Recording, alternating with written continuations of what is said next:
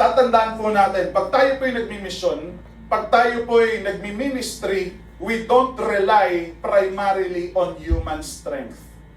Amen?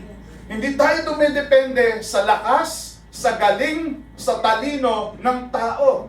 Kasi ang lakas, talino at galing ng tao ay limitado. There are limitations. But Hudson Taylor, and a challenge for all of us, na wag po tayong dumepende sa lakas, galing at talino ng tao.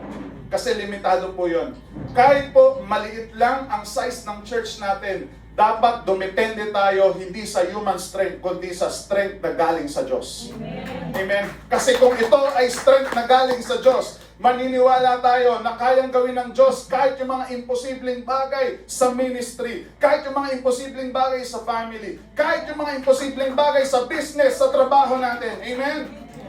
So one of the things that we have to learn from this person is not to rely on human strength, but to rely solely and primarily on the strength that comes from God. Ang sabi ng Philippians 4:13, I can do all things, sabi ni Apostol Pablo, through Christ.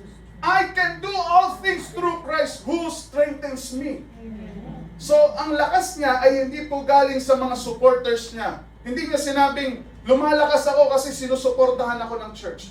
Hindi niya sinabing, lumalakas ako kasi sinusuportahan ako ng mga fellow apostles ko.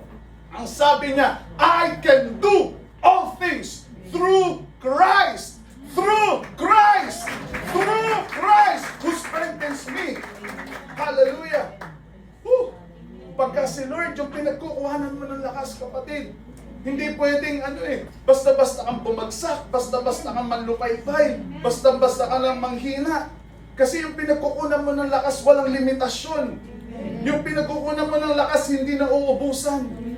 So don't rely on human strength. Yes, salamat sa Lord, may mga ginagamit siyang tao. Pero yung mga taong yun, napapagod din. Yung mga taong yun, nauubusan din. Pero yung lakas na galing sa Panginoon, yung lakas na galing sa Diyos, hindi nauubos.